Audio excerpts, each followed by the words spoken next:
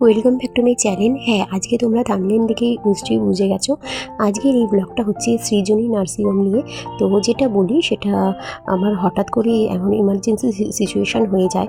তো 1 ফেব্রুয়ারি 2026 তো সকালবেলায় পুরো একদম আমি অ্যাডমিট হয়ে যাই। তো একদম তাড়াহুড়ো করে হন্তদন্ত হয়ে যাওয়া অবস্থা।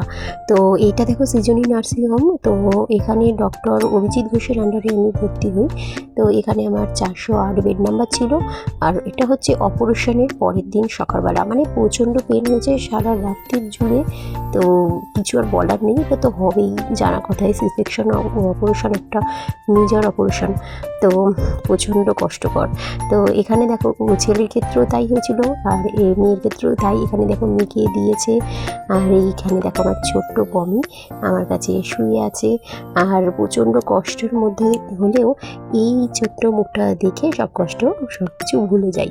তো এখানে দেখো নার্সিংহোমের চারপাশটা একটু ভিডিও করার চেষ্টা করেছি। আর এখানে দেখো সকালবেলা, মানে যেইকে অপারেশন হয়েছিল সেইকে তো কিছুই দেয়নি। তারপরের দিন সকালে, মানে একটু সকাল নয়, একটুখানি মোটামুটি একটু বেলার দিকে এটা দিয়েছিল, একটু স্যুপ দিয়েছিল। তো এখানে হালকার উপরই খাবারটা ছিল, যেহেতু অপারেশন ছিল। লিমকাও দিয়েছিল, ব্রেড ছিল। আর সাধারণত আস্তে আস্তে করেই খাবারগুলো এরা পরিমাণটা বাড়তে থাকে। পরের দিন আবার আরেকটু বেটার দিয়েছিল। আর এখানে দেখো এটা হচ্ছে তার পরের দিন যেটা খাচ্ছি। তো অপারেশনের পরের দিন যেটা দিয়েছিল শুধু স্যুপ, আর কিচ্ছু নয়। আর অপারেশনের দিন যেদিনকে অপারেশন হলো সেদিনকে সারা রাত্রির জুড়ে একদম এক ফোঁটা জল পর্যন্ত পাইনি। তো সেটা একদমই নিয়ম নেই। আর এখানে দেখো সামনেই বাচ্চাদের রুমটা রয়েছে। আর যখন দরকার হচ্ছে তখনই বাচ্চাকে মায়ের কাছে দিচ্ছে ব্রেস্ট ফিড করার জন্য। আর এখানে দেখো আমার ছোট্ট সোনামাকে দিয়েছে, আমার পমিকে দিয়েছে। আর এখানে সে ঘুমিয়ে আছে।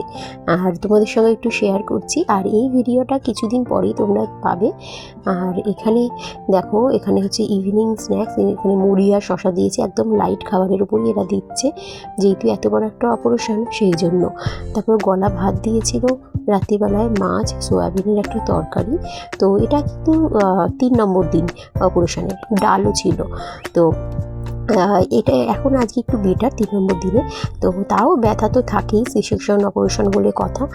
আর খাবার খেতে অতটা ইচ্ছে ছিল না, তাও একটু খেয়েছি। এটা হচ্ছে তারপরের দিন। তো এই তারপর দিন ব্রেকফাস্টে এটা ছিল, ব্রেড ছিল, ব্যানানা আর একটা রসগোল্লা দিয়েছিল। তো এই করেই ছোটো ছোটো ক্লিপগুলো তোমাদের সঙ্গে শেয়ার করছি। তো সৃজনী নার্সিংহোম বেশ ভালোই লাগলো, খারাপ নয়। এখানে সবার বিহেভিয়ারই, স্টাফদের বিহেভিয়ার খুবই ভালো। তো এখানে দেখো আমাকে হাঁটতে বলেছিল, আমি একটু হাঁটছি, কারণ সি সেকশন অপারেশনের পর যত হাঁটবো তত ভালো, তাড়াতাড়ি রিকভার করা যায়। সেটা তো আমার ছেলের সময় থেকেই, ফার্স্ট বেবির সময় থেকে আমি জানতাম। তো সেই জন্য আমি নিজের থেকে এই সময় সেকেন্ড টাইমে একটু নিজের থেকেই মনে জোর করে আরও হাঁটতে শুরু করে দিয়েছিলাম। আর যত হাঁটা হবে তত ব্যথাটা আস্তে আস্তে করে কাটে। খুব কষ্ট হয়, ঠিক কথা, খুবই পেনফুল, কিন্তু তাও মনের জোর করে একটু একটু হাঁটতেই হবে। আর এখানে দেখো লাঞ্চ দিয়েছিল, লাঞ্চে ছিল ভাত, মাছ, পাতলা করে মাছের ঝোল। তো তারপরে ছিল উচ্ছে ভাজা, বাঁধাকপি একটা তরকারি, ডাল। তো এইগুলোই ছিল লাঞ্চে। মোটামুটি আমি 5 দিনের মতো ছিলাম, তারপরে ডিসচার্জ দিয়ে দেয় বাড়ি চলে আসি। তো সৃজনী নার্সিংহোমের প্যাকেজ মোটামুটি এক একটা ডাক্তারের উপর ডিপেন্ড করে। আমার মোটামুটি 1 লাখের অ্যাভাব হয়েছে। তো যাই হোক, একদিন ইভিনিং স্ন্যাক্সে দিয়েছিল ম্যাগি, সেটাও তোমাদের সঙ্গে শেয়ার করলাম। তবে হ্যাঁ, একটু আগে পরে ক্লিপগুলো হয়ে গেছে, কারণ ওই সময় এতটাই শরীর খারাপ ছিল, সেভাবে ব্লগ করতে পারিনি।